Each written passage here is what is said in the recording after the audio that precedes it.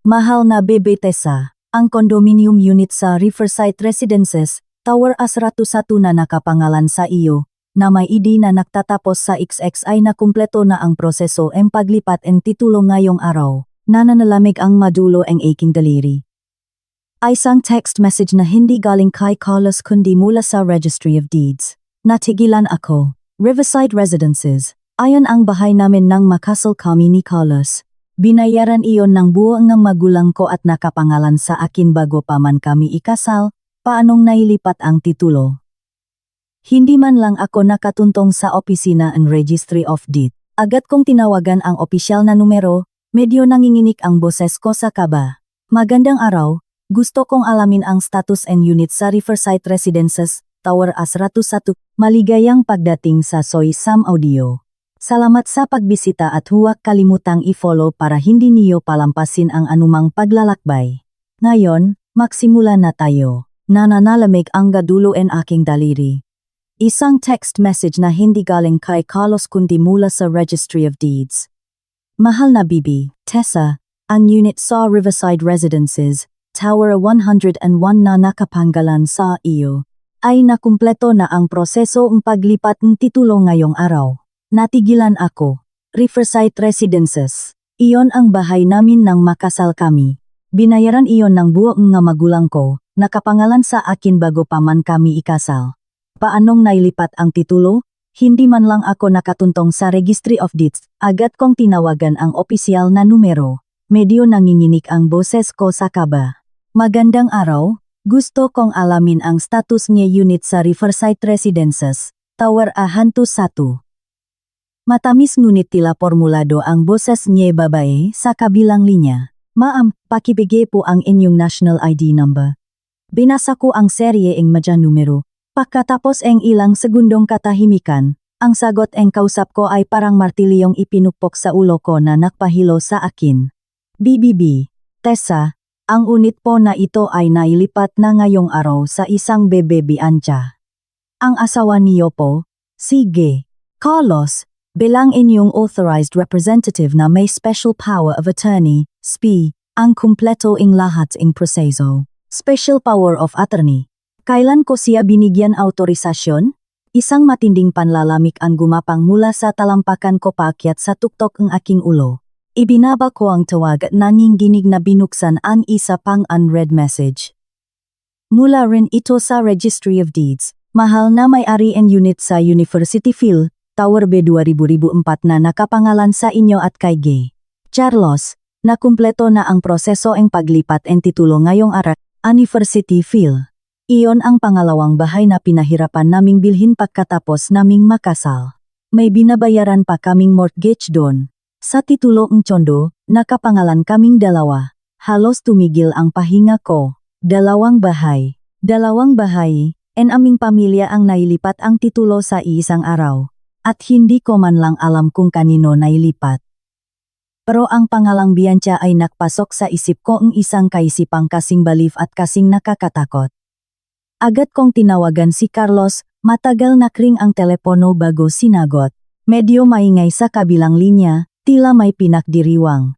Hello Tessa, busi ako, anong kailangan mo? Halatang nairita ang boses ni Carlos. Pinilit kong pakalmahin ang sarili at mariing nagtanong. Carlos, nasaan ang nga bahay natin? Isang segundong natahimik sa kabilang linya, pagkatapos ay naging casual ang boses niya, may halong pakmamayabang na parang nagbibigay ing pabor. Yung dalawang bahay na yon, ibinigay ko na kay Bianca. Si Bianca, ang unang pag-ibig ni Carlos na palagi niyang inaalala at kinakaawaan. Parang nanigas ang dugo ko sa sandaling iyon. Ano ang karapatan mo? Namamaos ang boses ko na parang kinikiskis ang liha. Ang Riverside Residences ay ari-arian ko bago tayo makasal. Ang University Field ay conjugal property natin. Wala kang karapatang ipamigay yon. Ngumisi si Carlos. Tessa, huwag kang maging makitit ang utak. Iba si Bianca sayo, wala siyang ibang masasandalan. Kakarating lang niya galing abroad, wala man lang siyang matuluyan. Ibinigay ko sa kanya yung bahay para lang may tahimik siyang matirhan. Garantiya. Ginamit niya ang bahay naming mag-asawa para garantiyahan ang unang pag-ibig niya. Nanginginig ako sa galit at halos mapatawa. Carlos, nabaliw ka na ba? Bahay natin yon, bahay? Lumamig ang boses niya. Tessa, tanungin mo nga ang sarili mo, pamilya pa ba tayong matatawag? Buong araw puro ka na lang trabaho, para kang isang malamig na makina. Kapag kasama kita, wala akong maramdamang init. Kapag kasama ko lang si Bianca nararamdaman na buhay ako. Buhay. Kaya pwede na siyang lantarang magtaksil, lantarang magnakaw. Paano nangyari yung special power of attorney? Wala akong pinipirmahan, mabilis kong tinumbok ang pinaka-issue. Mas lalong nawalan ng pasensya ang boses ni Carlos. Kung ayaw mong pumirma, may paraan ako para mapapirma ka. Tama na, wag ka nang gumawa ng eksena, may gagawin pa ako. Masama ang pakiramdam ni Bianca, kailangan ko siyang alagaan. Pagkasabi nun, akma na siyang ibababa ang tawa. Carlos, sigaw ko, ang ginagawa mo ay estafa at pagnanakaong ari-arian, kakasuhan kita. Narinig ko ang mapangutiang tawa niya sa kabilang linya. Kakasuhan ako, Tessa, huwag kang inosente. Kumpleto ang mega papeles. Nasusulat sa papel gamit ang itim na tinta. Anong gagamitin mo pang kaso? Naging mag-asawa tayo, pinapayuhan kita na wag mo nang palalain pa ang sitwasyon, tanggapin mo na lang ang realidad. Tut-tut-tut, binabaan niya ako ng telepono. Nakatayo ako sa gitnang maluwak na salahawak ang telepono, pakiramdam ko umiikot ang buong mundo.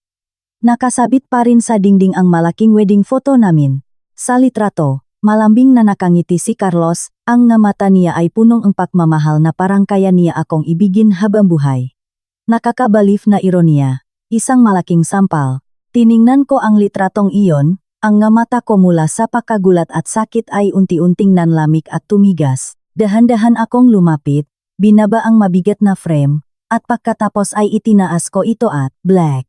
Isang malakas na kalabok, basak ang salamin, nakadurudurok ang frame, ang pagkangiti sa litrato ay hiniwa-hiwa ang nga basak na salamin. Tiningnan ko ang kalat sa sahig, mabigat ang pahinga ang aking dibdib. Hindi ako umiyak, kahit isang patak ng luha ay walang tumulo. Dahan-dahan lang akong yumuko at kumuha ng calling card mula sa wallet ko. Sa calling card nakasulat ang pangalan, Ati Reyes, isang nangungunang annulment at family lawyer. Pagkatapos, kinuha ko ang cellphone ko at binuksan ang isang app na matagal ko nang hindi nagagamit, isang remote voice recording app. Ang regalo ko kay Carlos nung 30th birthday niya ay isang mamahaling fountain pen. Nasa loob ay may nakatagong micro-recording device. Noong panahong iyon, nakbiro lang ako na gusto kong i-monitor kung sinisiraan ba niya ang nga kliyente niya. Tumawa siya at tinanggap iyon, at araw-araw niyang dinadala. Huminga ako ng malalim at pinindot ang live listen. Pagkatapos ng kaunting static, isang pamilyar at malambing na boses ng babae ang malinaw na nadinig. Carlos, hindi ba talaga tayo kakasuhan asawa mo? Medyo natatakot ako. Agad namang sumagot si Carlos ng may pagmamalaki at pag-alo. Anong kinakatakot mo? Matapang lang yon sa salita, tinatakot ka lang. Pulido kong inasikaso lahat ng papeles. Ano bang alam sa batas ng babaeng yon? Isa pa, kahit gusto niyang magkaso, may ebidensya ba siya? Yung pirma sa SPA na yon, pinraktis ko at ginaya ng higit sa 1,000 beses, kahit handwriting expert hindi yon mapapansin. Bahagyang umangat ang gilid ang labi ko, isang malamig na ngiti. Ebidensya. Ngayon, meron na. Kinaumagahan, nakakasilaw ang sikat nga araw. Buong gabi akong gising, puno ang mapupulang ugat ang nga mata ko pero sobrang linaw ang isip ko. Kinolekta ko ang voice recording kagabi kasama ang screenshot ng text message tungkol sa paglipat ng titulo at ipinadala lahat kay Ati Reyes. Makalipas ang kalahating oras, tumawag siya. Bibi, Tessa, nakuha ko na ang sitwasyon. Professional at kalmado ang boses ni Ati Reyes, walang labis na awa. Ang ginawa ang asawa mo ay may tutoring na estafa through falsification of public documents at malicious disposition of conjugal properties sa ilalim family code. 2 bahay, napakalaking halaga ang sangkot, hindi na ito simpleng kasong sibil. Hinawakan ko ng mahigpit ang cellphone. Ati Reyes, hindi ko gusto ang simpleng annulment lang. Natahimik sandali ang kabilang linya. Ano pong ibig ninyong sabihin? Hindi ako makikipaghiwalay ng ganun-ganun lang, inulit ko. Nakakatakot ang pagiging kalmado en boses ko. Gusto ko siyang makulong. Ilang segundong natahimik si Ate Reyes, tila sinusuri muli ang kliyenteng nasa harap niya. BBB, Tessa, paalala lang. Kung tatahakin natin ang kasong kriminal, kapag naisampa na ang kaso, wala nang atrasan. Bukod pa rito, bilang asawa niya, baka harapin mo ang pressure mula sa publiko at pamilya. Wala akong pakialam, mabilis ang sagot ko. Mula nung sandaling sinabi ni Carlos ang linyang may paraan ako para mapapirma ka, put na lang ang natitira sa pagitan namin. Sige, hindi na nagbigaying ibang payo si Ate Reyes. Kung gayon, kailangan natin ang karagdagang ebidensya para mabuo ang matibay na kaso. Hindi sapat ang voice recording lang para makulong siya, pwedeng sabihin niyang nakmamayabang lang siya. Kailangan nating patunayan kung paano niya pineka ang pirma mo para magawa ang notaris SPA na iyon. Notarized SP, ito ang sentro ng buong proseso. Kung wala ang papel na iyon, hinding-hindi siya papayagan ang Registry of Deeds na ilipat ng mag-isa ang titulo. At para makapagpanotaryo, kailangan nandun ang mag-asawa at magpakita ang original na valid ID at marriage certificate. Mabilis na gumana ang isip ko. Lahating dokumento ko ay nakatago sa vault sa master's bedroom. Ako at si Carlos lang ang nakakaalam ang password. Ate Reyes, kailangan kong umuwi sa bahay sandali. Mag-ingat ka. Huwag kang direktang makipag-away sa kanya. Ang layunin mo ay mangolekta ang ebidensya. Hindi makipagtalo. Naintindihan ko. Ibinaba ko ang tawag at sumakay ang taksi pabalik sa lugar na dati kong tinatawag na tahanan. Binuksan ko ang pinto gamit ang susi. Walang tao sa bahay. Sa hangin ay naiwan pa ang amoy ng pabango na hindi sa akin. Matamis at murang pabango. Walang emosyon akong pumasok sa master's bedroom at dumiretso sa vault. Nilagay ko ang password. Lumabas sa screen. Wrong password. Bumaksak ang puso ko. Sinubukan ko ulit. Wrong password. Pinalitan ni Carlos ang password. Pumikit ako at huminga ng malalim. Talagang planado niya ang lahat at walang pinalampas. Tiningnan ko ang paligid ng kwarto, sinusuri ang bawat sulok. Si Carlos ay napakayabang at maayos sa gamit. Hindi niya iwan ng pakalat-kalat ang napakeng dokumento. Siguradong inilagay niya ito sa lugar na sa tingin niya ay ganap na ligtas. Ang study room. Lumingon ako at naglakad papunta doon. Nakalok ang pinto ng study room. Kumuha ako ang lumang bank card sa aking wallet, ay sinenggit sa puwang ang pinto, at buwang husay na inislide patas click, pumukas ang pinto. Ito ang maliit na trick na natutunan ko dati sa isang locksmith, hindi ko akalaing magagamit ko ngayon. Napakalinis ing study room, walang ni isang butil ing alikabok. Malinaw ang layunin ko. Ang working desk ni Carlos, binuksan ko ang bawat drawer nga dokumento, kontrata, resibo lahat nakasalansan ng maayos, pero wala ang hinahanap ko. Sa huli, isang nakalok na drawer na lang ang natira. Tumigil ang tingin ko, alam kong naroon ang hinahanap ko. Dahil walang gamit, hindi ko masisira ang lock, pero kilala ko si Carlos. Ang lalaking ito ay mayabang hanggang buto. Palagi niyang gustong ilagay ang pinakamahalagang bagay sa mismong ilalim ng kanyang mamata. Specky. Dumapo ang tingin ko sa penholder na nakapatong sa mesa. Regalo ko yon sa kanya nung 3rd anniversary namin. Naka-engrave dun ang initials namin. Binuhat ko ang penholder, napakabigat. Ibinuhos ko ang lahat ng ballpen at ipinasok ang kamay ko sa pinakailalim ng lalagyan. Dumampi ang dulo ng daliri ko sa isang malamig na bakal. Isang susi. Ginamit ko ang susi para buksan ang drawer. Sa loop, may isang brown envelope lang. Binuksan ko iyon. Agad na lumaki ang nga mata ko. Isang makapal na bungkos ng 4 paper. Puno ito ang nga pirma ko. Tessa. Mula samga pangit at halatang ginagayang pirma hanggang samga huling pirma na halos kaparehong-kapareho na ang totu. Gaano katagal niya itong pinraktis para sa araw na ito? Isang matinding panlalamig ang gumapang sa likod ko. Sa ilalim ng envelope, may 2 pang dokumento. Ang isa ay kopya ang notarized special power of attorney. Ang isa ay deed of donation. Dono, Carlos. Done Bianca. Ang nilalaman, Ibinibigay ang unit sa Riverside Residences a 101 at Universityville B 2,304. Sa dulo ang kontrata, maring nakapirma si Carlos, at may palang thumb mark, ang petsa ang pagpirma, ay kahapon. Kinuha ko ang cellphone ko at pinikturan ang lahat, bawat letra ay malinaw.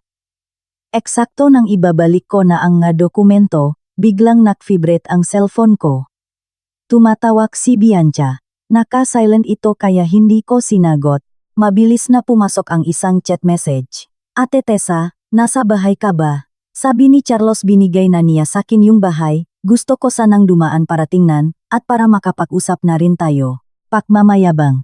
Isang lantarang pakmamayabang. Malamig na umangat ang gilid ng labi ko, sige, gusto mong mag-usap, kakausapin kita. Nireplyan ko siyang isang salita, sige. Pagkatapos ay ibinalik ko ang envelope sa drawer, nilok ito, at ibinalik ang susi sa ilalim ng pen holder. Lumabas ako ng study room at isinara ang pinto na parang walang nangyari. Pagkatapos gawin ang lahat, pumunta ako sa sala. May kinuha mula sa ilalim ng coffee table isang mikrokamera. Buong husay ko itong itinago sa likod ng isang palamuti sa TV stand. Nakatutok diretso sa sofa. Pagkatapos, naupo ako sa sofa. Binuksan ang voice recorder sa cellphone, at tahimik na nahinte. Makalipas ang kalahating oras, tumunog ang doorbell. Tumayo ako para buksan ang pinto. Nasa labas si Bianca, suot ang isang purong puting bestida, light makeup, nakalugay ang buhok, mukhang napaka-inosente at inosente. Nang makita ako, mahina siyang ngumiti, pero sa kanyang mga mata ay nakatago ang pagmamayabang. Ate Tessa, papasok ako ah. Pumasok siya na parang siya ang may-ari ng bahay. Matakaw na tiningnan ang buong bahay na may magandang dekorasyon. Wow, ang ganda naman dito. Sabi ni Carlos, sa susunod dito na ang magiging bahay ko. Lumingon siya sa akin, may awa sa kanyang mukha. Ate Tessa, huwag mo nang sisihin si Carlos, napilitan lang din siya. Sabi niya, matagal na raw walang pagmamahal sa inyong dalawa, responsibilidad na lang ang nagtatali sa inyo. Ngayon, gusto lang niya akong bigyan ang kinabukasan. Wala akong sinabi, tahimik ko lang siyang pinanut umarte. Nang makitang tahimik ako, mas lalong tumapang si Bianca. Lumapit siya, hinawakan ang kamay ko, at nakpakumbaba. Ate, alam kong nasasaktan ka, pero hindi pwedeng pilitin ang pag-ibig. Hindi na kayo tukma ni Carlos, bakit hindi mo na lang kami palayain? Kung papaya ka sa isang mapayapang annulment, at hindi nahahabulin ang tungkol sa mga bahay, sasabihan ko si Carlos na bigyan ka ang malaking kompensasyon. Ang pagpapanggap niyang parang santa ay nakakasuka. Kompensasyon? Sa wakas ay naksalita ako. Paanong kompensasyon? Nang makitang parang nakalangan ako, kuminang ang nga mata ni Bianca. May nakuha kasing malaking proyekto ang kumpanya ni Carlos kamakailan. Kapag naging matagumpay ang proyekto, bibigyan ka niyang malaking pera. Pwede mong gamitin ang pera para maksimula ang bagong buhay, wala na tayong utang sa isa't isa, hindi ba ang ganda nun? Tumawa ako. Parang hindi nga masama. Tumigil ako, at biglang tumalim ang tingin ko. Pero narinig ko, buntis ka raw. Natigilan ang isang segundo ang mukha ni Bianca, pagkatapos ay nakunwaring nahihiya, at automatikong hinimas ang kanyang patak na tiyan. Kaya nga nagmamadali si Carlos na bigyan kaming nga bataeng matitiran. Tumingala siya, ang nga mata ay nakniningning na nakatingin sa akin. Ate, walang kasalanan ang bata, alang-alang na lang sa munting buhay na hindi pa isinisilang. Pakiusap, palayain mo na kami. Tiningnan ko siya at dahan-dahang nagtanong. Ganun ba? Kung ganun, bakit hindi tayo pumunta sa ospital ngayon para magpa-check up? Agad na namutlas si Bianca, at ang kamay na nakapatong sa tiyan niya ay automatikong nanigas. Ate, anong ibig mong sabihin? Hindi ka ba naniniwala sa akin? Nanginginig ang boses niya, mukhang inosenteng inaapi. Kalmado ko lang siyang tiningnan. Ang tingin ko ay parang scalpel ang doktor na gustong hiwain siya ng pakipakipot. Wala naman akong ibig sabihin. Naisip ko lang na sa ganitong kalaking balita, mas mabuting siguruhin. Baka mamaya maling akala lang, umasa lang tayo sa wala, hindi maganda yon para sayo o kay Carlos. Napakahina ang boses ko pero bawat salita ay parang karayom na tumutusok sa puso ni Bianca. Nagsimula siyang magpanik. Hindi niya inaasahan na ganito ang magiging reaksyon ko. Sa script niya, kapag nalaman kong buntis siya, dapat ay gumuho ang mundo ko sa desperasyon, at tuluyan ng sumuko, tinatanggap ang anumang kondisyon na ialok niya, at hindi kalmadong magaya sa ospital tulad nito.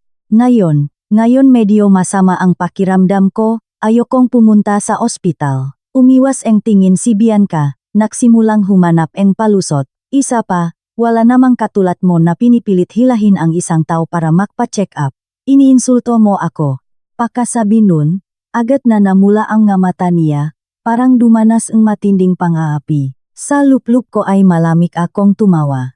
Sige, ituloy mo lang ang pag-arte. Habang mas makatotohanan ang arte mo, mas masakit ang bagsak mo mamaya. Kung masama ang pakiramdam mo, sige wag na, sinakyan ko ang sinabi niya at hindi na namilit. Pero sabi mo kanina, nakakuhang malaking proyekto ang kumpanya ni Carlos. Masyadong mabilis ang paglipat ang topic. Hindi agad nakapag-react si Bianca at kusang tumango. O bakit? Wala lang, natanong ko lang. Inangat ko ang baso ang tubig sa mesa, humigop ang kaunti para itago ang matalim na kinang sa aking nga mata. Alam mo ba kung anong proyekto yon? Agad na rumehistro ang pagmamalaki sa mukha ni Bianca. Siyempre alam ko. Sinasabi sa akin ni Carlos ang lahat. Yun yung West City Renovation Project, napakalaki ng kikitain. Sabi niya kapag natapos niya ang proyektong ito, hindi na niya kailangang yumuko sa ibang tao. Tiningnan niya ako, may halong pagmamayabang at awa sa kanyang boses. Ang tagal mo nang kasama si Carlos, siguradong ang dami mong hindi alam no? Pero sa akin, handa niyang sabihin ang lahat ng sikreto niya. Yan ang pinakaiba ang mahal at hindi mahal, ibinaba ko ang tingin ko, itinago ang mahahabang pilikmata ang lahat ng emosyon ko. Siyempre alam ko ang West City Renovation Project, hindi lang alam, ang buong preliminary planning ng proyekto, data analysis, risk assessment tatlong makapal na report lahat yon ay ako ang gumawa habang nagpupuyat ng maraming gabi para kay Carlos. Noong nagsisimula pa lang ang kumpanya niya at kulang sa tao, nagtatrabaho ako sa sarili kong kumpanya sa umaga, at pagkawi sa gabi ay nagiging libreng konsultant niya. Kung tutusin, kung wala ako, wala man lang karapatang sumali si Carlos sa bidding ng proyektong iyon. At ngayon, ang proyektong yon ay naging kapital pa niya para magpasikat sa ibang babae. Nakakatawa talaga.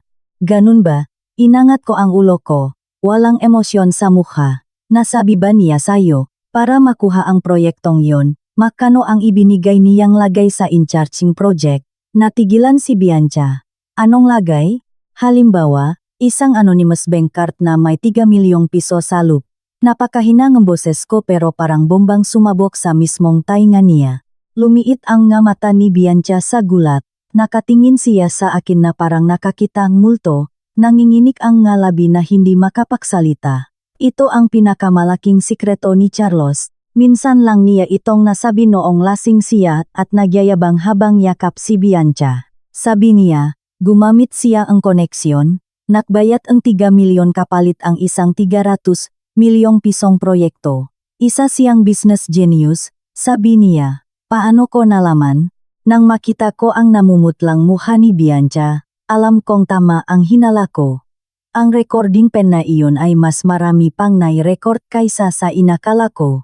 Hindi lang basta naglipatong ari-arian si Carlos, sangkutin siya sa corporate bribery. Papatong-patong na kasalanan. Tuluyan nang lumubog sa kailaliman ang puso ko, at tuluyan na ring tumigas. Mukhang nasabi na niya sayo ang lahat. Tumayo ako. Hakbang-hakbang na lumapit kay Bianca. Nasabi ba niya sayo, ang corporate bribery ay may kulong?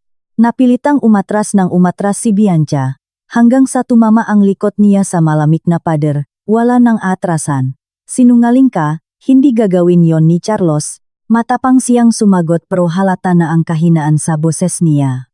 Sinisiraan mo siya. Nainggit ka lang. Nainggit ka. Ngumiti ako, pero hindi umabot sa mata ko. Bebe Bianca, baka may namali ka ang intindi. Hindi kita kailanman tinuring na karibal, dahil hindi ka karapat-dapat.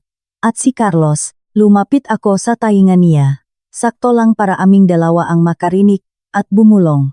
Date isang lalaki na pati ang ari-arian ang asawa niya bago makasal ay ninanakaw para lang pasayahin ang kabit niya. Isa lang siyang basurang itinapon ko. Kung gusto mo, pulutin mo. Tandaan mo lang, pati basura kailangang isegregate. Ang toxic waste ay kailangang i-dispose. Namutla ng husto ang mukha ni Bianca. Tiningnan niya ang mata kong napakalamig at walang kabuhay-buhay. At sa unang pagkakataon, nakaramdam siyang tunay na takot. Ang babaeng nasa harap niya ay hindi katulad ng boring at walang kwentang asawang puro trabaho lang na kinukwento ni Carlos. Para akong isang mabangis na hayop na matagal nang nagtatago. At ngayon ay inilabas na ang ngaku ko. Anong gusto mong gawin? Nanginginig na boses ni Bianca. Tumayo ako ng tuwid, bumalik sa pagiging kalmado. Wala akong gustong gawin.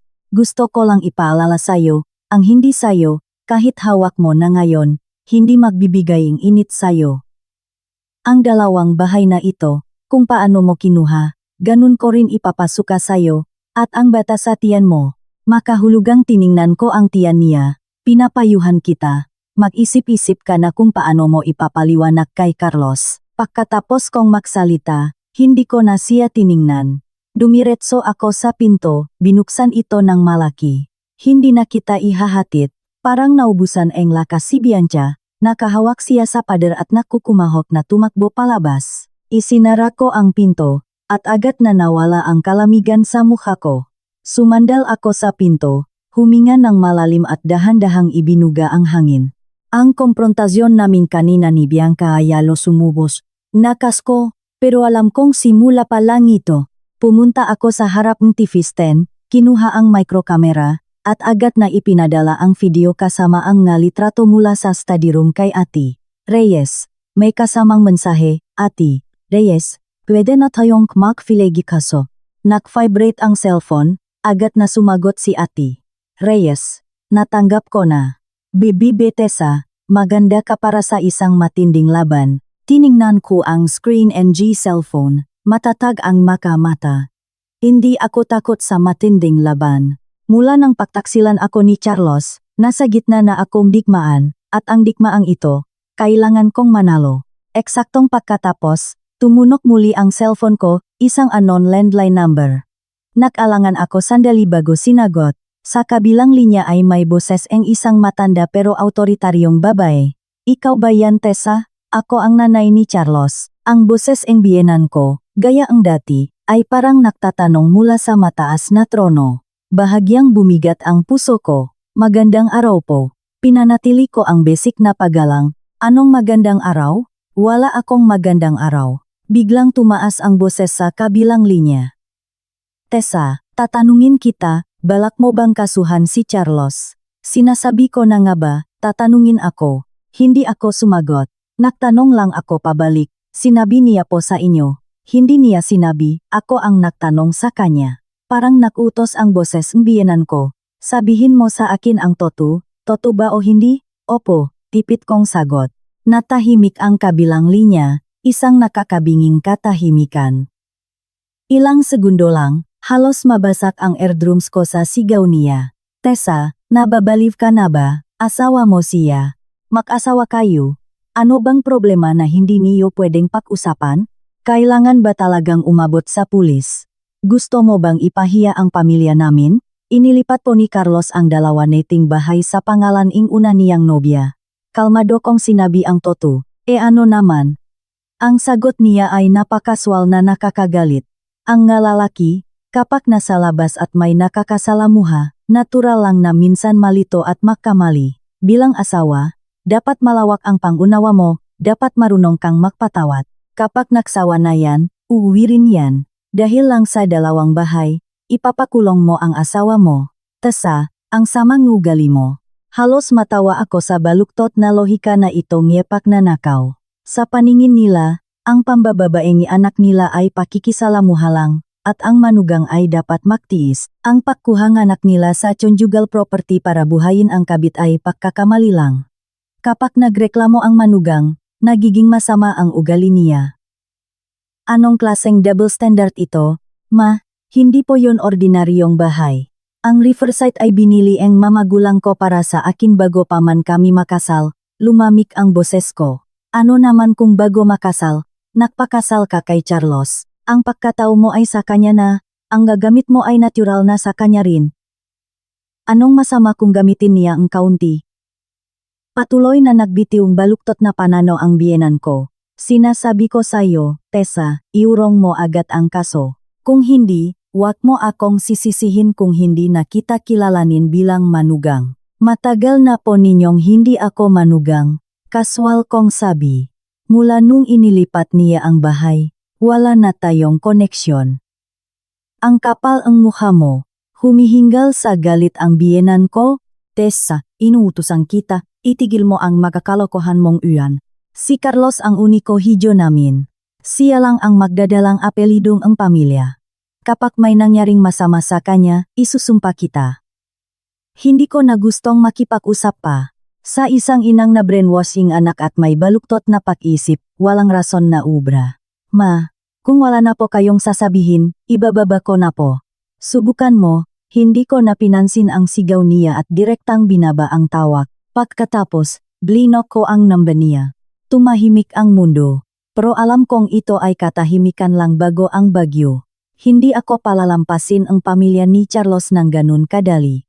At tama nga, hindi nagtagal ay nakring muli ang telepono, ngayon naman ay ang biyenan kong lalaki. Isa siyang retiradong guro, mabait at tahimik. Pero sa bahay nila, kung anong sabihin asawa niya, yon ang nasusunod. Sinagot ko ang tawag. Pa, Tessa, mukhang pagod na pagod ang boses niya. Mainit lang ang ulong mama mo, wag mo na sanang dibdibin. Naintindihan ko po. Tessa, may nagawa bang pagkakamali si Carlos, sabihin mo sa akin. Ako ang magdidisiplina sa kanya. May kaunting katinuan pa sa boses niya, kaya sa look ko ay umusbong ang isang maliit na pag-asa. Baka maintindihan akong biyenan kong lalaki. Huminga ako ng malalim at ikinuwento ang lahat mula simula, kasama na ang pamemeke ni Carlos ang pirma ko para ilipat ang dalawang bahay kay Bianca. Matagal na natahimik ang kabilang linya. Inakala kong ipagtatanggol ako ang biyenan kong lalaki at bibigyan ang hustisya, ngunit mahina siyang bumuntong hininga. Tessa, alam kong gimali si Carlos dito. Sumobra siya.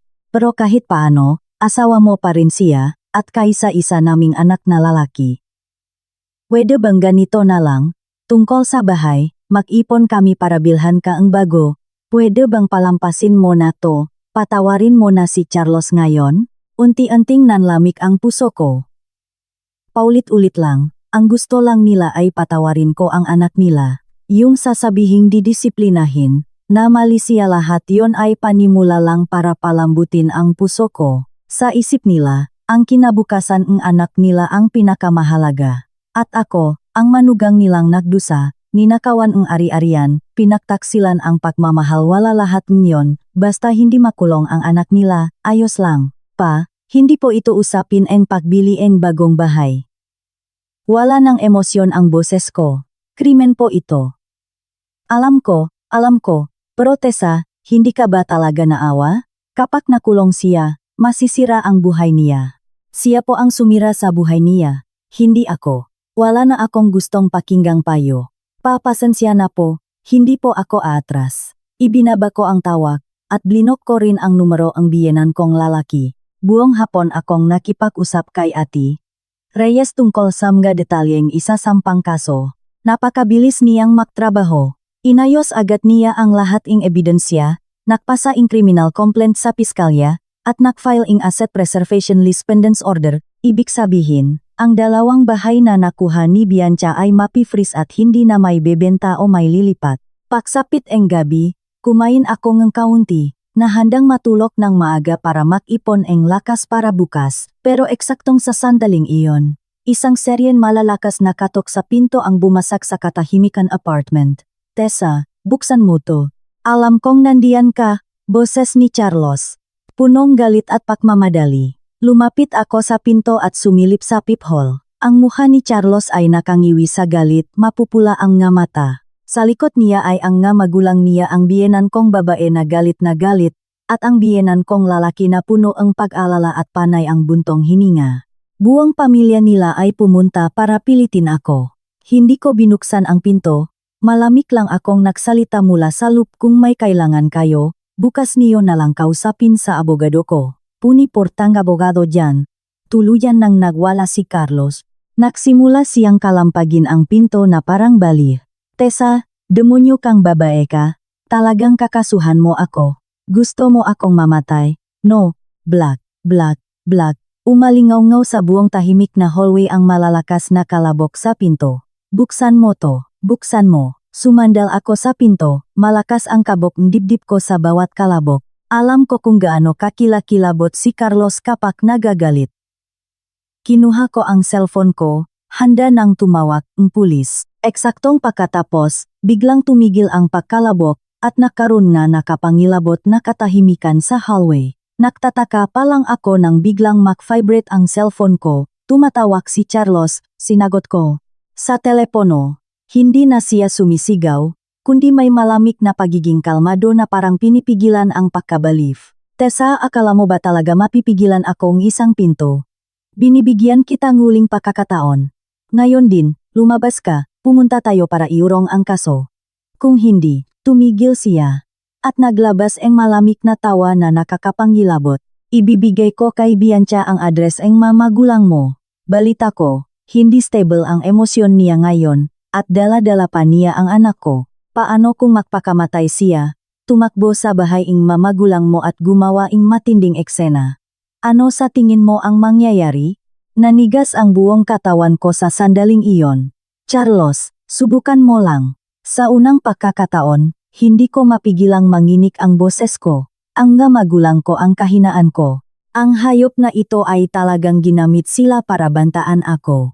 Subukan ko? Gusto mong makita kung kaya ko? Sa kabilang linya, puno ng pagmamayabang ang boses niya. Tessa, kilalang-kilala kita. Matapang ka lang sa salita, pero duwak ka sa loop, lahat ng baluti mo ay madudurok sa harap ng magulang mo. Bibilang ako ang 3. 2. Nablangko ang isip ko, puro galit at walang hanggang takot ang naiwan. Wala akong pakialam sa sarili ko, pero hindi ko hahayaang masaktan ang matatanda kong magulang.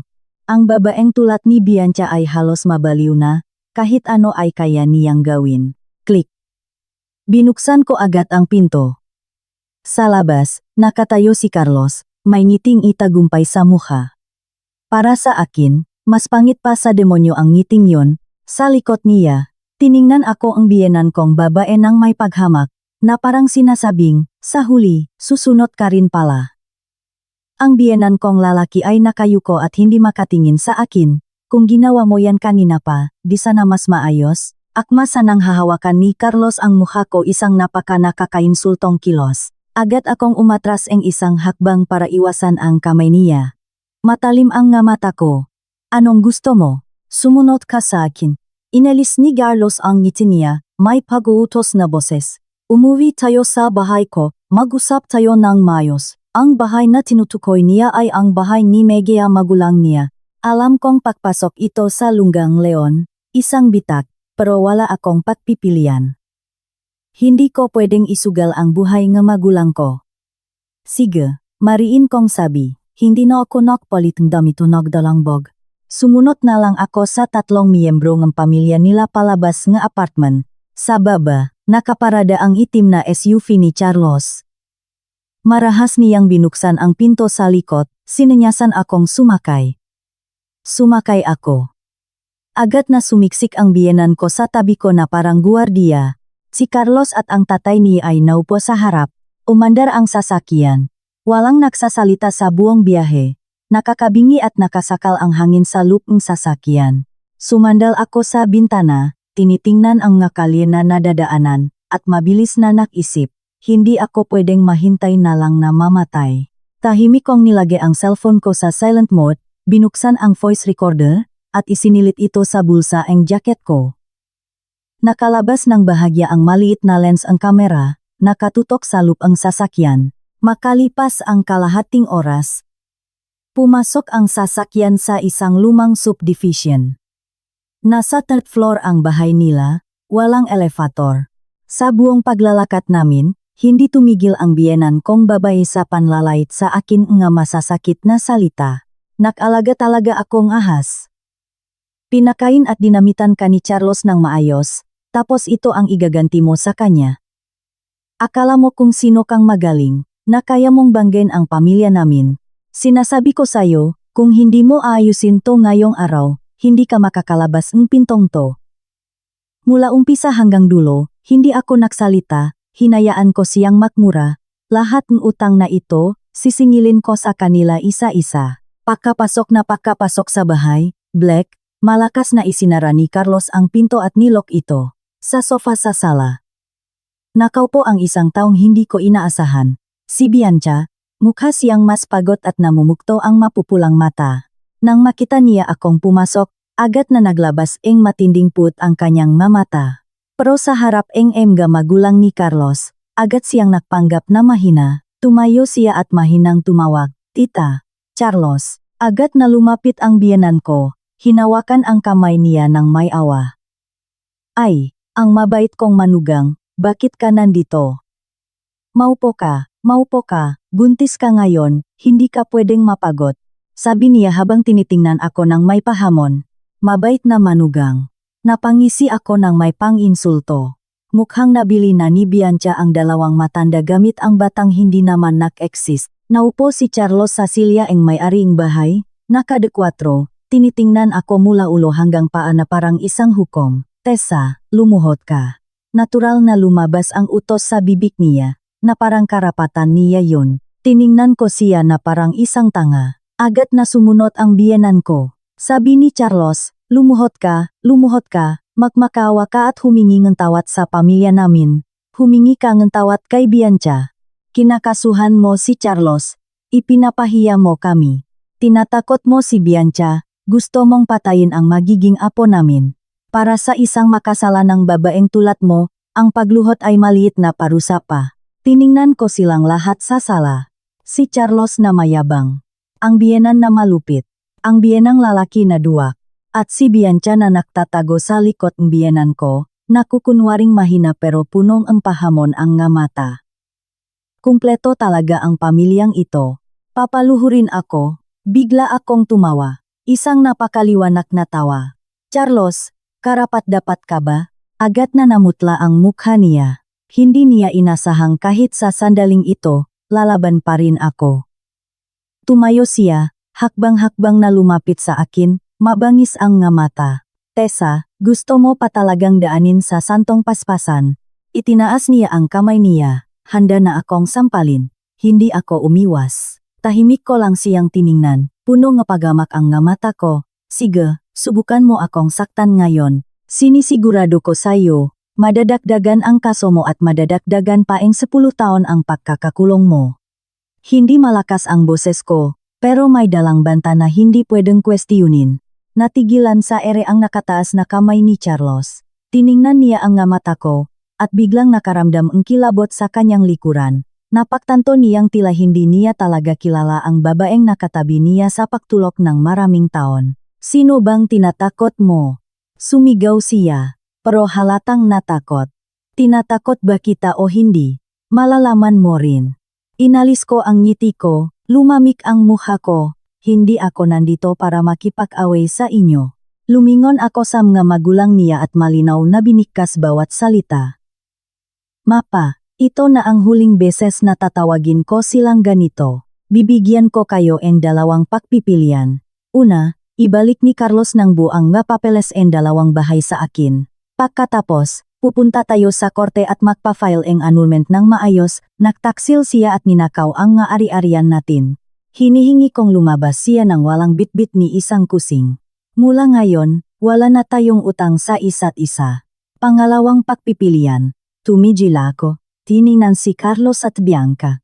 "Magkikita tayo sa korte. Hindi ko lang babawiin ang bahay ko. Kakasuhan ko rin siya ang falsification of public documents at corporate bribery.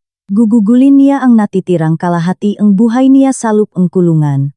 Nananaginip ka ng gising, sigaw ng biyenan ko. Ibinigay na ang bahay kay Bianca kaya sa pamilya na namin yon, wala kang makukuha kahit isang kusing. Gusto mo pang umalis si Carlos nang walang dala, demonyo kang babay ka, ang sama ng ugali mo." Agad din na umiyak si Bianca. Hinila niya ang kamaing biyenan ko. Tita, natatakot po ako, gusto niyang agawin ang bahay natin nga anak ko. Tiningnan ni Carlos si Bianca na pinoprotektahan ang pamilya niya. At saka tumingin sa akin na mag-isang nakatayo ron ngunit may nakakatakot na aura. Ang galit at ego ang pagkalalaki niya ay tuluyang sumabok. Malakas niya akong itinulak. Saka lumapit kay Bianca at hinakap ito para aluin. Tapos tumingala sa akin na para akong isang basura. Tessa, sinasabi ko sayo, ang nabahay, wala kang makukuha kahit isang kusing. Ang anulman, hindi ako papayak. Papatagalin ko to, papahirapan kita, tingnan natin kung anong magagawa mo. Hindi ko ibabalik ang bahay sayo, at inilipat ko na rin ang corporate shares ko sa pangalan ni Bianca. Lahat yang yaman ko ay konektado sa kanya, wala kang makukuha kahit singkong duling, Tessa. Akala niya ay tuluyan na akong madudurok sa mga salitang iyon, pero napatawa ako. Tiningnan ko siya na parang isang payaso na nakpapatawa. Dahan-dahan kong kinuha ang cellphone mula sa bulsa ko at pinindot ang stop recording. Pagkatapos, sa mismong harap nila, pinindot ko ang play. Sa sala, umalingaw ang mapanghamak na boses ang biyenan ko kanina, ang paksigaw ni Carlos ang Tessa, lumuhod ka, at ang huling mapakmalaking pahayak niya. Hindi ko ibabalik ang bahay sa iyo, at inilipat ko na rin ang corporate shares ko sa pangalan ni Bianca. Lahat ng yaman ko ay konektado sa kanya, bawat salita, malinaw na malinaw. Sa isang iglap, namutla at nakiba-iba ang kulayng mukhang pamilya nila. Lumiit ang nga mata ni Carlos sa labis na takot, tiningnan ko sila at dahan-dahang nagsalita. Salamat sa pagbibigay niyo mismo ang ganitong kagandang ebidensya. Illegal detention. Pagbabanta sa kaligtasan ko, at may intensyong nakawin ang ari-arian na inamin mula sa sarili niyang bibig. Bahagya kong iwinagaywe ang cellphone sa kamay ko. May malamig na ngiti. Carlos, makita tayo sa korte. Pagkasabi nun, tumalikot ako. Sa gitnang ang takot na gatingin ang pamilya nila. Naglakad ako patungo sa nakalok na pinto. Eksaktong hahawakan ko na ang doorknob. Biglang may nakakabinging tili mula sa likuran. Agad akong napalingon. Nakita ko si Bianca na biglang napahawak sa tiyan niya, mukhang nasasaktan at napaluhod sa sahig. Isang matingkat na pulang mansa ang dahan-dahang kumalat mula sa ilalim ng puti niyang bestida. Agad na nakagulo sa sala.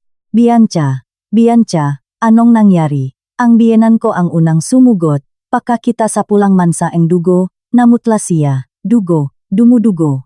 Ang apo ko, natigilan din si Carlos, sumugot siya at binuhat si Bianca, nanginginig ang boses. Bianca, kumapit ka, dadalhin kita sa ospital ngayon din.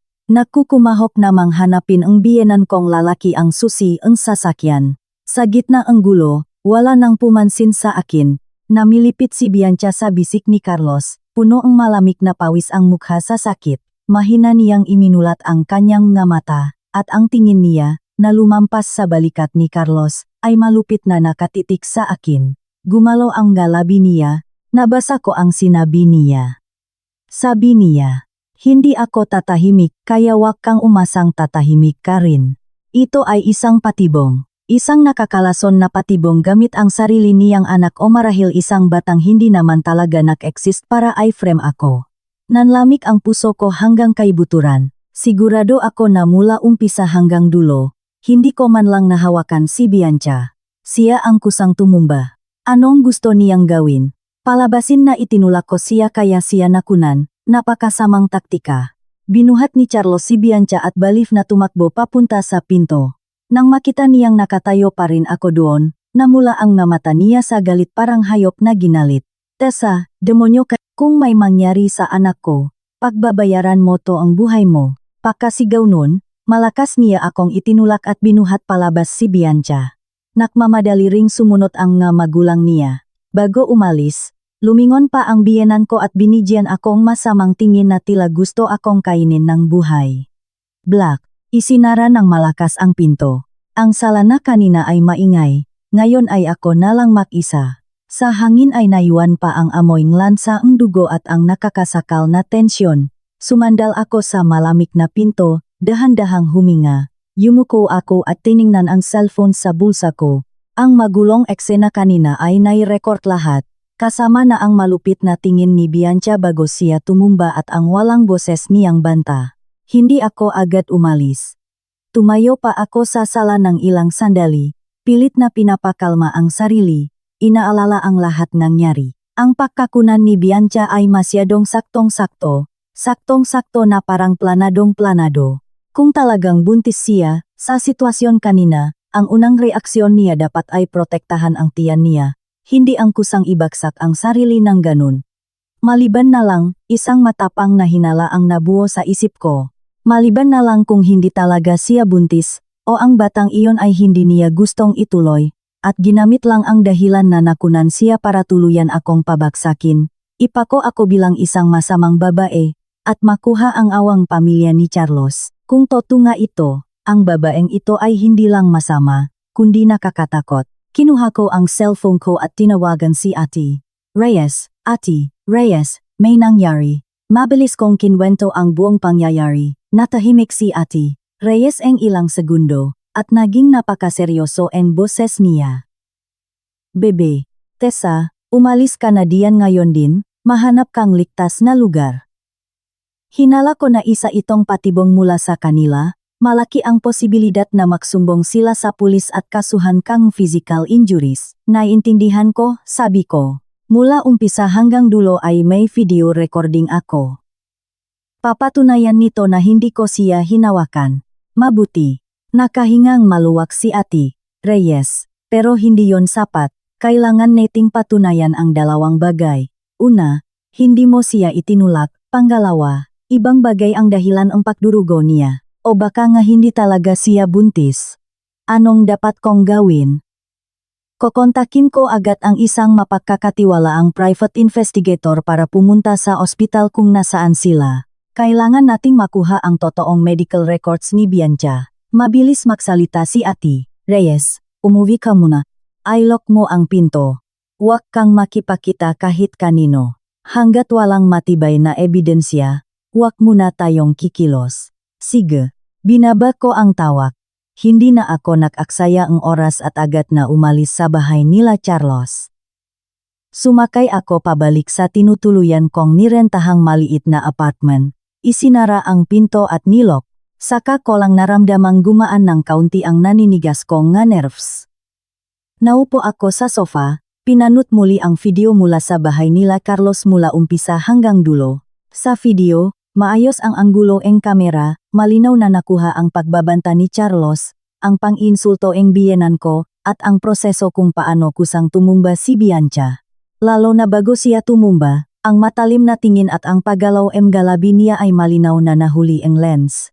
Ito ang matibay na ebidensyang aking inosensya, ay binackup ko ang video sa cloud, at ipinasa kay Ate Reyes.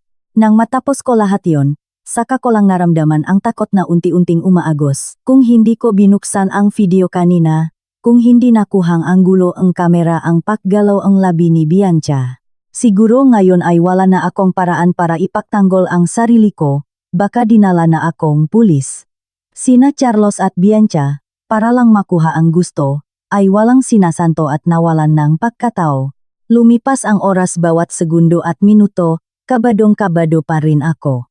Hinihintay ko ang balita ni Ate Reyes. 11:10 PM tumunok ang telepono.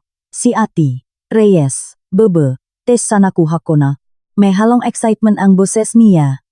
Halos tumalon ang puso ko palabas sa lalamunan ko. Ano ang resulta? Hindi talaga buntis si Bianca. Ang sinabi ni Ate Reyes ay parang isang gamot na pampakalma na agad nagpahinga sa buong katawan ko. Malinaw na nakasulat sa medical report ng hospital, mayroon siyang pseudocases false pregnancy o peking pagbubuntis, at mayroon siyang matinding impeksyon sa reproductive system kaya siya nagkaroon, abnormal na pagdurugo. Ang pagpunta niya sa ospital ngayon ay hindi para isalbang bata, kundi para gamutin ang impeksyon niya. Peking pagbubuntis. Natigilan ako. May ganon ba? O, paliwanag ni Ate Reyes. Ang ibang babae na sobrang gustong mabuntis ay nakpapakita ng sintomas ng pagbubuntis sa katawan, tulad ng delay sa regla, pagdudual, o pakiramdam na gumagalaw ang bata, pero ang totoo ay walang bata. ganyan si Bianca. Kumuha siya ang pekeng ultrasound result kung saan at niloko ang lahat. Hindi ko mapigilang mapatawa ng malamig. Isang napakalaking katatawanan. Ginamit ni Bianca ang isang kasinungalingan para makuha ang bahay ni Carlos at ang tiwala ng buong pamilya nila. At ngayon ay gustong gamitin ang parehong kasinungalingan para i-frame ako.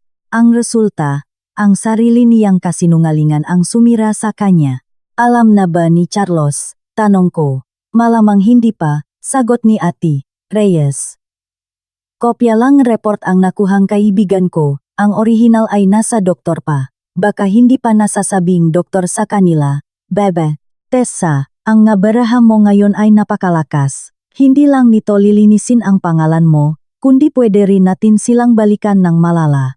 Kuminang ang malamig na liwanag sa mga mata ko. At, Reyes, may naisip ako. Sinabi ko ang plano ko sa kanya. Natahimik si Ate Reyes sandali, tapos ay tumawa. Bebe Tessa, mas magaling ka pa pala sa inakala ko. Sige, gagawin natin ang plano mo. Bukas may magandang palabas, binaba ko ang gitawagi. Tainingan ko ang gabi sa labas ng bintana, kaumadon gunit matatagi ang giaking emigamata. Carlos, Bianca, ang bitak na pinahirapan ninyong gawin, ngayon, oras ko na para hatakin ang lambat. Kinaumagahan, halos sumabog ang cellphone ko sa dami ang tawag. Lahat galing kay Carlos. Wala akong sinagot ni isa. Bandang 10 AM, tumawag ang isang unknown number. Sinagot ko, ikaw ba si Tessa? Pulis ito mula sa Quezon City Police Station. May nakreport na nanakit ka at naging dahilan impakakunan. Iniimbitahan ka namin sa presinto para mag-imbestiga. Nandito na. Ngumiti ako ng malamig. Sige po. Sir, pupunta po ako agad. Pagpasok ko sa presinto, kalmado pa rin ang mukha ko, walang anumang bahit ng pagpapanik. Ang pulis na humarap sa akin ay bata pa, at nang makita ako, parang nagulat siya. Siguro hindi niya inaasahan na ang inirereklamong babae na naktulak sa isang buntis ay mukhang ganito kakalmado at rasyonal. Bibi Tessa, tama, sumunod ka sa akin. Dinala ako sa isang interrogation room. Hindi nagtagal, bumuka siyang pinto. Pumasok si Carlos at ang kanyang abogado. Halatang walang tulok si Carlos, mapula ang nga mata, pagod ang mukha, pero nang makita ako, agad na nakapoy ang galit sa mga mata niya. Tessa, mamamatay tao ka, sigaw niya, agad pakapasok. Carlos, pakitahimik po, agad na suwe ang pulis. Hinila ang abogado niya ang kanyang braso para pakalmahin at naupo silang dalawa. Nagsimulang magtanong ang pulis. Tessa, bandang 10 kagabi sa bahay nga magulang ni Carlos, nakaroon ba kayong awe ni Bianca at itinulak mo siya dahilan para makunan siya? Totoo ba ito? Kalmado akong umiling. Una, hindi ko siya itinulak. Pangalawa, hindi siya nakunan. Black, hinampas ni Carlos ang mesa at tumayo. Nagsisinungaling ka. Mismong si Bianca ang nagsabi na itinulak mo siya. May medical certificate galing sa ospital, idedeni mo pa. Agad siyang pinaupo ni abogado niya, at naglabas ni dokumento. Sir, ito po ang medical certificate mula sa ospital. Nakasulat dito na dahil sa panlabas na puwersa kaya nakaroon ang signs of miscarriage si Bianca. Kinuha iyon ang pulis, tiningnan, at bumaling sa akin. Tessa, paano mo ito ipapaliwanag? Hindi ko tiningnan ang certificate na yon. Kalmado ko lang kinuha ang cellphone ko at isang folder mula sa bag ko. Sir, gusto ko po munang ipapanood sa inyo ang isang video. Iniabot ko ang cellphone, nakaredy na sa mismong mahalagang bahagi. Sa loob ang kwarto, lahat ang mata ay nakatutok sa maliit na screen. Malinaw na ipinapakita sa video ang lahat ang nangyari kagabi sa bahay nila Carlos. Mula sa pang-insulto and biyenan ko, ang pagpilit ni Carlos na paluhurin ako, ang pagplay ko and voice recording. At sa huli, si Bianca, habang walang kahit sinong nakakahawak sa kanya, ay hinawakan ang sariling tiyan, nagpanggap na nasasaktan, at kusang tumumba. Sa pinakadulo ang video, naka-zoom in ang matalim na tingin ni Bianca at ang paggalaw ang labi niya. Hindi ako tatahimik, kaya wag kang umasang tatahimik ka rin. Natapos ang video, binalot matinding katahimikan ang kwarto. Namutla sa isang iglap ang mukha ni Carlos. Nakatitik siya sa screen, pagkatapos ay tumingin sa akin, Nanginginig ang ngalabi pero walang salitang lumabas. Hindi niya inaasahang may video recording ako. Namutla rin ang abogado niya. Tiningnan niya ang kanyang kliyente na parang tinamaan ng kidlat, at alam niyang malaking gulo ito. Ang gumawang pekeng ebidensya at manirang puri ay hindi biro. Naging seryoso rin ang mukha ng pulis. Tiningnan niya si Carlos, puno na ang gipagidududa ang giemega mata niya.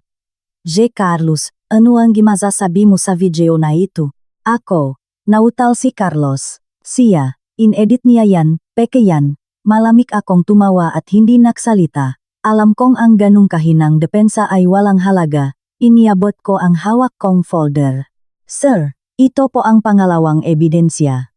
Ito ang totoong medical report ni Bianca mula sa parehong ospital kahapon, isinulat ang ibang doktor. Kinuha ang pulis at binasa. Napatitig rin si Carlos at ang abogado niya sa papel na iyon. Nang makita nila ng malinaw ang nakasulat, sabay na nanigas ang mukha nila. Diagnosis, pseudokisis, pekeng pagbubuntis, na may matinding impeksyon sa matris. Prescription, anti-inflammatory meds, bed rest, bawal ang maanghang na pagkain. Pekeng pagbubuntis. Ang dalawang salitang iyon ay parang sampal na umiyak sa mukha ni Carlos. Pakiramdam niya ay may umugong sa ulo niya at tuluyang nablangko. Pekeng buntis si Bianca, ibig sabihin, ang lahat ng ginawa niya para sa bata, ang paglipat ng bahay, ang pakikipag-away sa akin ng malala, pati ang pagbabanta sa mga magulang ko. Lahat iyon ay itinayo sa isang kasinungalingan. Mula umpisa hanggang dulo, siya ay isang tanga, isang malaking katatawanan. Hindi pwede. Bulong ni Carlos na parang nawawala sa sarili. Hindi ako lolokohin ni Bianca. Tiningnan ko siya, wala akong kahit anong saya na naramdaman, puro kalamigan lang hanggang buto.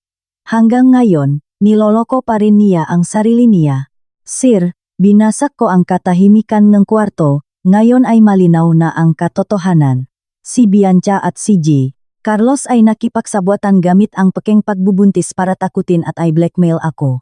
Nang pumalpak ang plano nila, tinangka nilang saktan ang sarili para i-frame ako, hinihingi ko po na buksan agad ang investigasyon laban sa kanilang dalawa. Sinara ng pulis ang folder, tiningnan si Carlos na wala ng kulay ang mukha. Carlos, mukhang mas marami kang kailangang ipaliwanag. Huminga ng malalim ang abogado niya, alam niyang talo na ang kasong ito. Hindi lang talo, kundi wasak. Ang kailangan niyang gawin ngayon ay hindi ang iligtas si Carlos sa kasalanan, kundi humanap ng paraan para mapababa ang parusa nito. Sir, baka may misunderstanding lang dito. Eksaktong sa sandaling iyon, bumukas ang pinto. Pumasok si Ate Reyes. Sa likod niya ay may dalawang pulis na nakasuot ng uniforme, pero iba ang uniforme nila sa mga pulis sa presinto taga-NBI sila. Lumapit sa akin si Ate Reyes, tumango ng bahagya, at lumingon sa mga pulis. Sir, ito po si Carlos. Ang team leader ng NBI ay lumapit at naglabas ng dokumento. Ipinakita diretso kay Carlos. Carlos, kami mula sa NBI Anti-Fraud Division. Pinaghihinalan ka namin na sangkot sa isang malaking corporate bribery, pati na rin sa falsification of public documents at estafa. Sumama ka sa amin para sa investigasyon, corporate bribery, falsification of documents, estafa. Bawat kaso ay parang bundok na dumagan kay Carlos na halos hindi niya mahinga. Tuluyan siyang nanghina sa upuan. Blanko ang nga mata, kasing kulay abong-abo ang mukha, alam niyang tapos na siya. Tapos na tapos.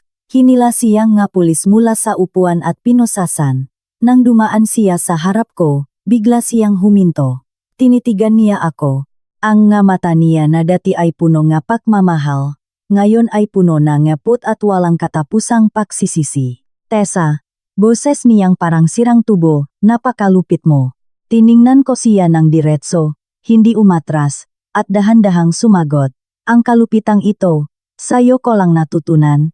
Dinala na si Carlos. Ang abogado niya ay matagal na naywang nakatayo dun. Klaro namang inako niya lang ang isang family dispute. Bakit biglang naging malaking criminal case? Tiningnan niya ang babaeng nasa harap niya na mula simula ay kalmado na karamdam siya ng kilabot. Napakadelikado ang babaeng ito. Hindi lang siya nakdedemanda, nagtatanim siya ang patibong. isang malaking lambat na hinihila ang lahat sa loop, at si Carlos ang tangang biktima na kusang pumasok doon, napakatanga na wala ng lunas. Sabay kaming lumabas ni Ati Reyes ang presinto, napakaliwanag na sikat na araw. Ati Reyes, salamat, walang anuman, trabaho ko yon, ngiti niya. Susunod na si Bianca. Hindi rin siya makakatakas sa kasong paninirang puri at perjuri. Tumango ako at hindi na nagsalita. Biglang nakring ang cellphone ko, ang biyenan kong babae ang tumatawag. Siguro alam na niyang dinampot ng NBI si Carlos. Tiningnan ko lang ang numero, malamig ang nga mata, at pinatay ang tawag.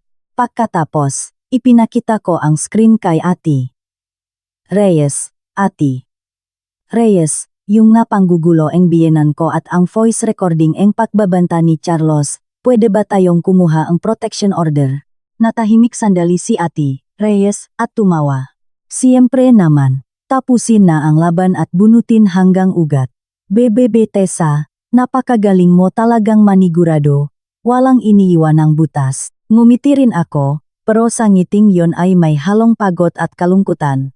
Hindi naman ako ipinanganak na malupit, sila ang nagtulak sa akin na maging ganito. Eksaktong dumaan ang isang ambulansya na nakwangwang sa harap namin papunta sa direksyon ng ospital. Biglang kumabok ang mata ko. Sa ospital, nakahiga si Bianca sa kama, umiyak habang nakmamakawa samga magulang niyang nakmamadaling dumating.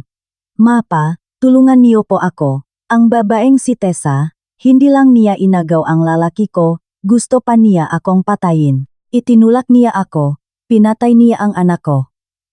Nga simpleng manggagawa ang nga magulang ni Bianca, buong buhay na naging mabait at inosente. Nang marinig nilang umiyak ang anak nila ng ganito, agad silang nasaktan at nagalit. Ang demonyong babaeng yon, ang samang ugali, umiiyak na pinunasan niya ang luha ni Bianca. Tara, hanapin natin siya at sisingilin natin. Hindi ako naniniwalang walang hustisya sa mundo. Gigil na hinampas ang ama ang hita niya at akmang lalabas.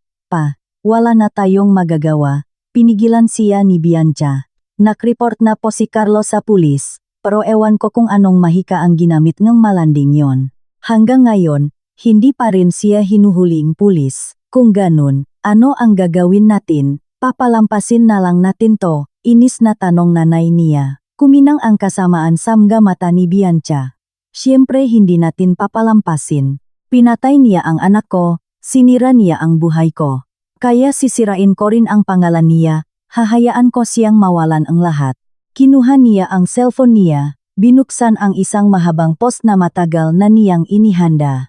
Ang title ay napakaagaw pansin, umiyak ng dugo ang inosenteng biktima, legal na asawa, nagiganti sa kabit, itinulak sa hagdan, nakunan. Ang nilalaman ay puno ng luha, inilalarawan ang sarili bilang inosenteng biktima na sumugal para sa pag-ibig, pero sinaktan at biktima ng malupit na legal na asawa.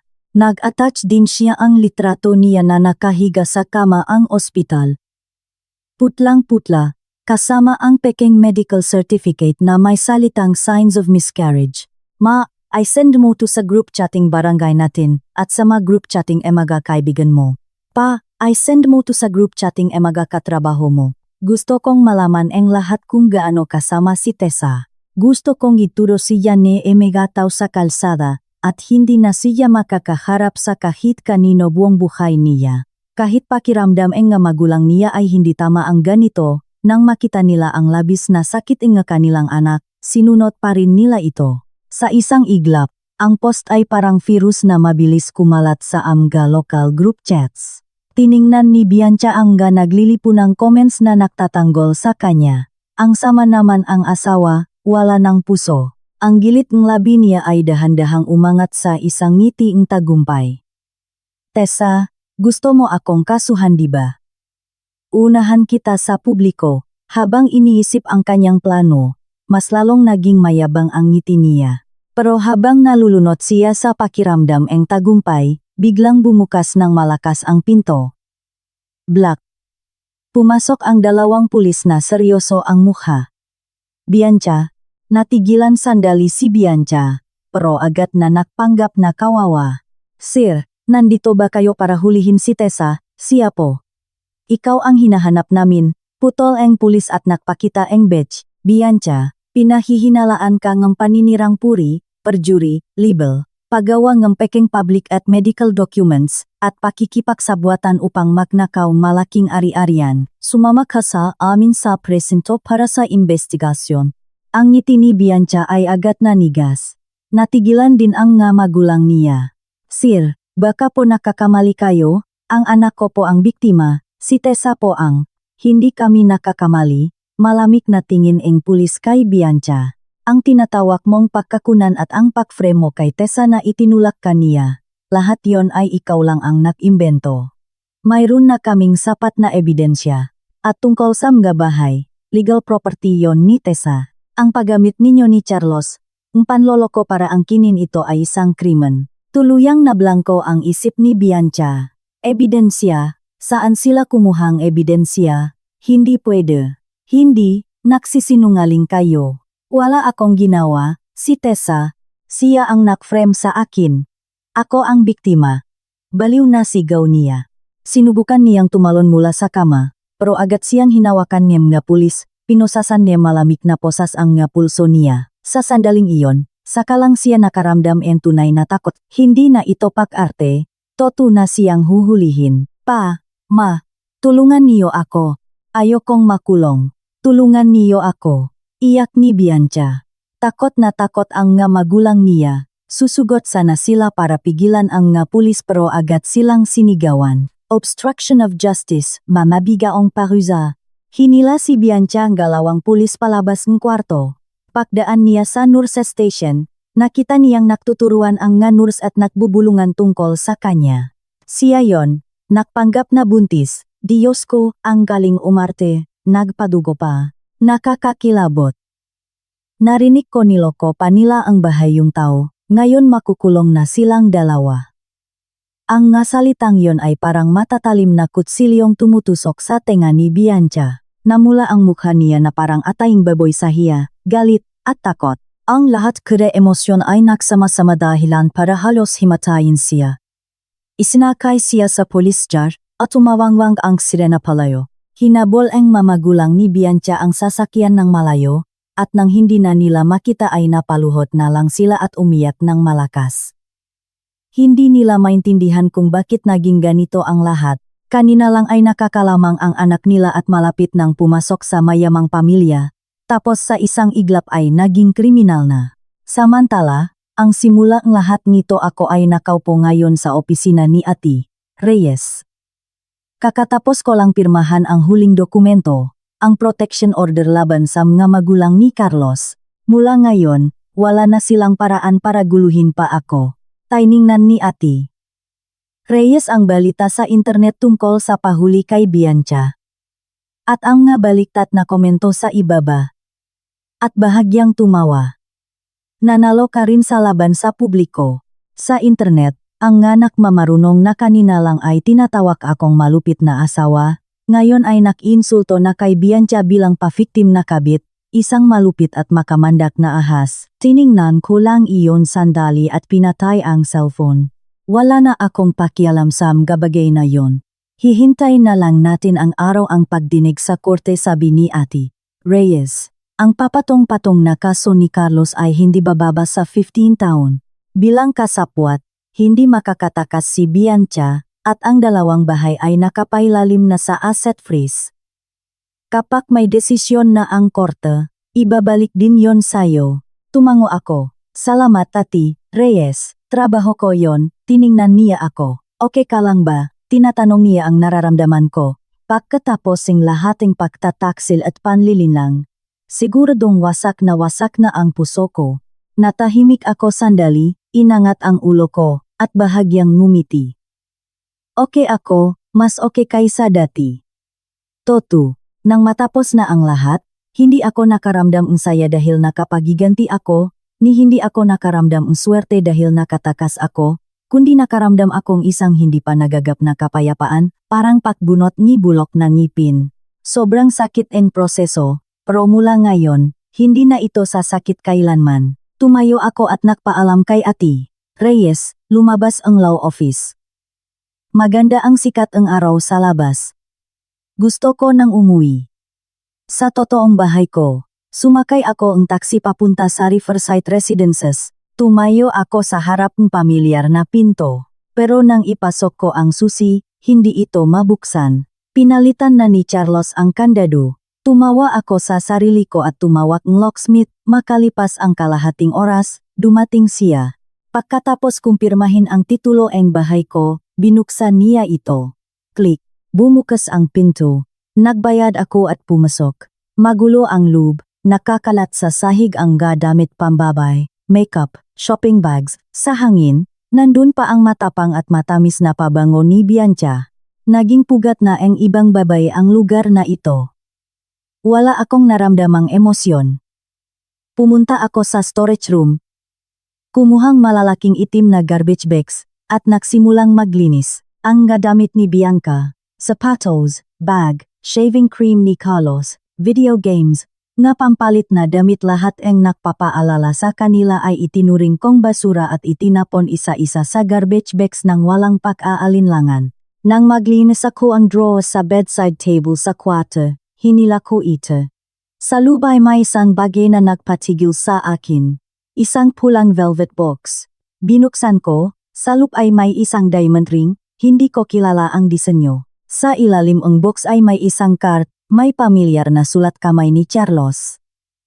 Para sa kaisa-isang babaeng mahal ko, Bianca. Kapag nakuha na natin ang bahay, alukin na kita ang kasal, Carlos.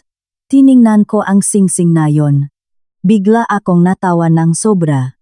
Kinuha ko ang box at ang mumurahing singsing sa loop at itinapon diretso sa basurahan. Eksaktong itatali ko na ang bag, biglang tumigil ang mata ko. Sa basurahan ay may isang lumang jacket si Bianca. Sa bulsa ay parang may laman. Automatikong ipinasok ko ang kamay ko para kunin ito. Isang luma at nakatuping medical receipt. Dahan-dahan ko itong binuksan. Nang mabasa ko ng malinaw ang nilalaman, parang tinamaan ako ng kidlat. Iyon ay isang resibo mula sa isang abortion clinic. Ang petsa ang pagpapalaglak ay 5 taon na ang nakakalipas. Ang pangalan ng pasyente, Bianca. At sa pirma ng kapamilya, nakapirma ang isang pangalan na pamilyar sa akin. Carlos, umugong ang ulo ko na parang pinukpok maso. 5 taon na ang nakakalipas.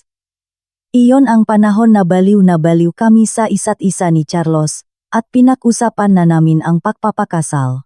Tandang-tanda ko, 1 buwan bago ang engagement namin. Biglang nag-emergency business trip si Carlos sa Karatig Ciudad dahil may urgent proyekto. Kalahating buwan siyang nawala. Nang bumalik siya, halatang pumayat siya ng husto, at sobrang bagsak niya emosyon niya. Tinanong ko siya kung anong nangyari. Sabi niya, hindi naging maganda ang proyekto at masyadong malaki ang pressure. Hindi na ako nag-isip pa noong panahong yon. Gumawa pa akong iba't ibang paraan para aluin siya. Ipinaglutong masasarap na pakain, dinala siya sa labas para mag-relax. Ngayon ko lang napagtanto, sa kalahating buwang yon, hindi pala siya nag-business trip. Kasama niya si Bianca, para ipa-abort ang hindi inaasahang bata sa pagitan nilang dalawa. Eksakto sa resibo ang panahon ang business trip niya, kaya pala ang labis na awa ni Carlos kay Bianca ay hindi lang dahil siya ang unang pag-ibig, kundi dahil din sa batang hindi naisilang. Iyon pala ang pinakamalalim na ugnayan nila. Iyon pala ang dahilan kung bakit kayang mabalif ni Carlos para kay Bianca. Walang pakialam sa lahat, hindi siya bumabawi sa pag-ibig, kundi bumabawi siya sa kasalanan niya.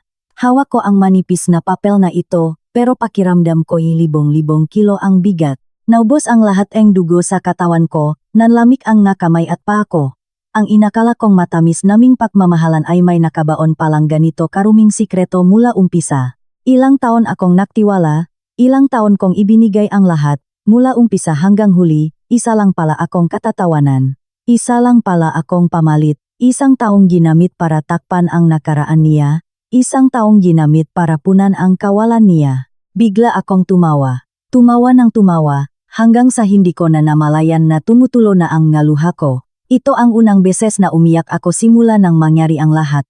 Hindi dahil sa bahay, hindi dahil sa lalaking nagtaksil na yon, kundi para sa sarili ko. Para sa babaeng nakmahal sa kanya ng buong puso, naniwala sa kanya, at ibinigay ang lahat para sa kanya. Isang tangang babae.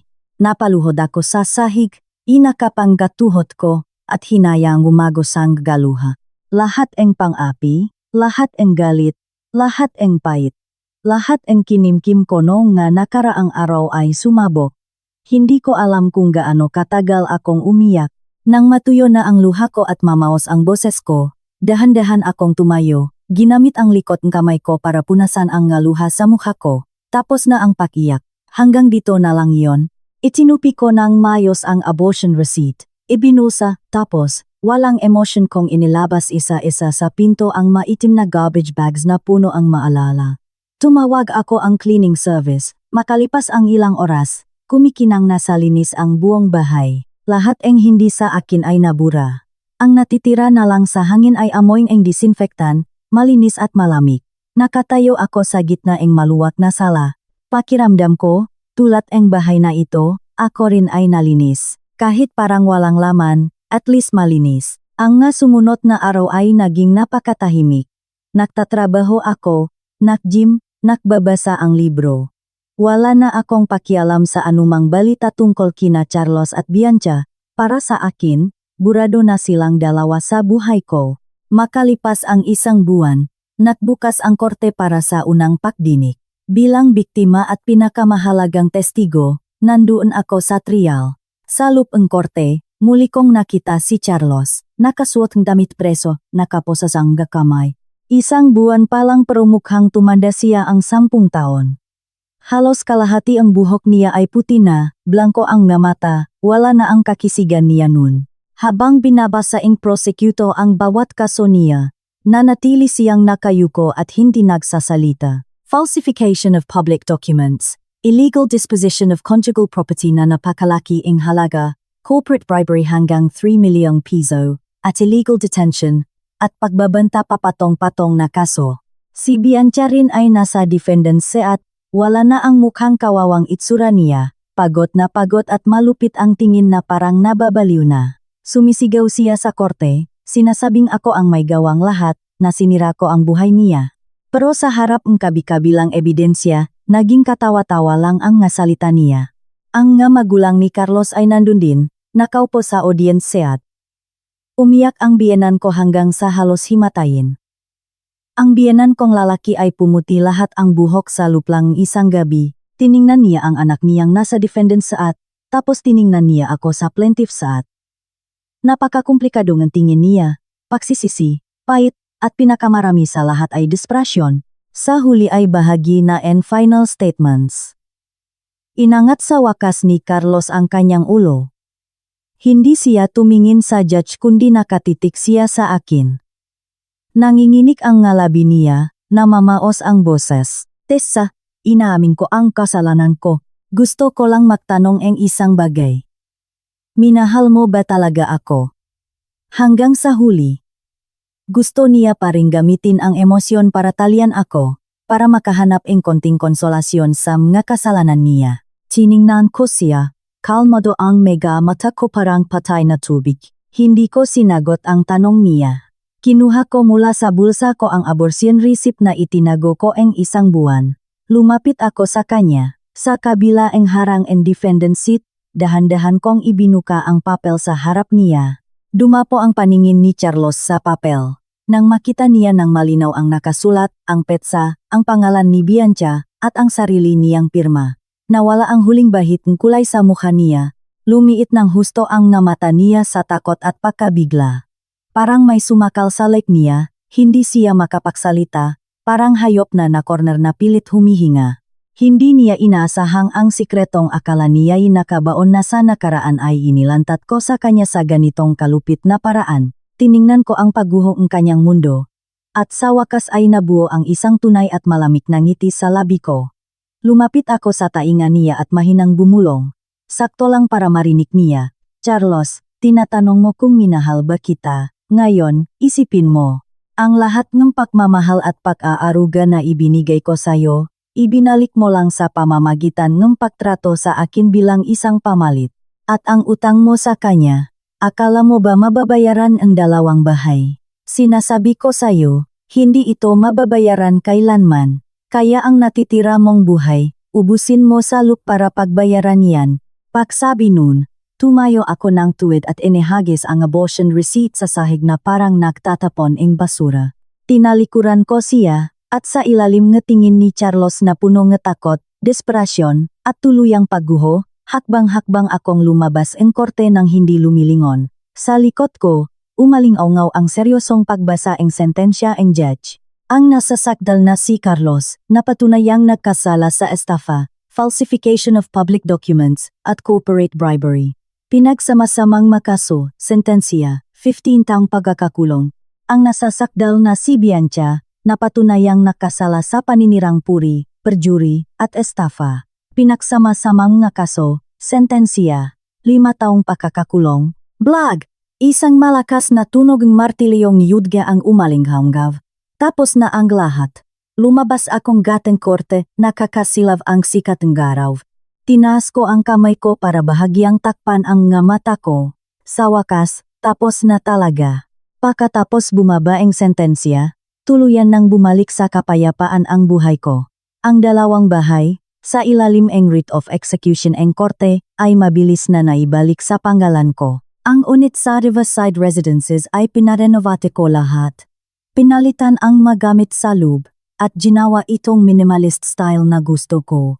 Ang unit naman sa University Feel ay ipinaubaya ko sa ahente para paupahan, at buwan-buwan ay may mayos akong nakukuhang pera mula doon. Hindi na rin nanggulo ang pamilya ni Carlos. Nabalitaan ko, kinaumagahan pagkatapos ng hatol, biglang na-stroke ang tatay niya. Naisugot pa sa ospital pero naging paralisado ang kalahati ng katawan at hindi na makapagsalita ng maayos. Ang nanay naman niya, para maalagaan siya, ay ibinenta ang lumang bahay nila. Dahil sa pagod at stress, tumanda siya ng sobra sa luplang ng isang gabi, at ang magulang ni Bianca, nang malaman nilang hindi buntis ang anak nila kundi niloko rin sila, ay nag-away ng matindi at nabalita ang nahiwalay na rin. Isang kasinungalingan ang sumira sa dalawang pamilya. Nang marinig ko ito, wala akong naramdamang kahit anong kurot sa puso. Kung sinong kaawa-awa ay may kasalanan din. Deserve nila ang lahat ngayon. Minsang tumawak sa akin si Ate Reyes at sinabing nak-appeal si Carlos habang nasa kulungan, pero ibinasura ito. Nakpadala pa siya ang mensahe sa abogado na gusto raw niya akong makita. Tumanggi ako. Mas mabuti pang hindi na lang magkita. Wala na kaming dapat pag-usapan. Isang weekend, nakimbita ako ng ilang malalapit na kaibigan para sa isang housewarming party. Alam ang lahat ang nangyari sa akin, pero walang bumanggit sa amga hindi magagandang bagay na yon. Puro papuri lang sa ganda ang bago kong bahay at kung paano mas sumarap pa ang ngaluto ko. Pumasok ang sikat ng araw mula sa floor to chilling glass windows at dumapo sa masasayang mukha. Tiningnan ko ang mainit at masayang eksenang ito sa harap ko. Pakiramdam ko, parang lumipas na ang isang buong buhay. Nakuha ko rin muli ang buhay na para sa akin. Nang matapos ang party at umuwi na ang kaibigan ko, mag-isa akong naglinis ng bahay. Balot ang buong salang ginintuang kulay ng sunset. Nagtimpla ako ng floral tea, lumabas sa balkonahe. Tiningnan ang sasakyan sa ibaba at ang ilaw na unti-unting bumubukas. Ang lungsot na ito ay maingay at abala pa rin gaya ang dati, pero ngayon, mayroon na akong maliit na sulok na totoong sa akin. Nag-vibrate ang cellphone ko. Isang message mula kay Ate Reyes. Bibi Tessa, may kailang akong sabihin sa'yo, naisip ko lang na dapat mong malaman. Na-diagnose na may terminal liver cancer, stage 4, si Carlos sa loob ng kulungan. Tiningnan ko ang salitang yun at natigilan. Stage 4 liver cancer.